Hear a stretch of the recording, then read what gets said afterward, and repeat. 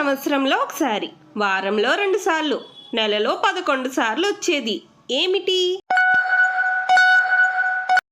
జవాబు ఈ.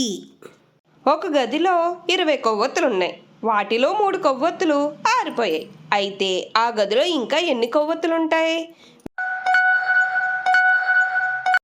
జవాబు 20. నోరు లేకపోయినా కరిచేది ఏమిటది? జవాబు చెప్పులు. పగలు కూడా కనబడే నైట్ ఏమిటది? జవాబు గ్రానైట్. ఒక కారులో 2 తండ్రులు 2 కొడుకులు ఉన్నారు. మొత్తం ఆ కారులో ఎంతమంది ఉన్నారు? జవాబు 3.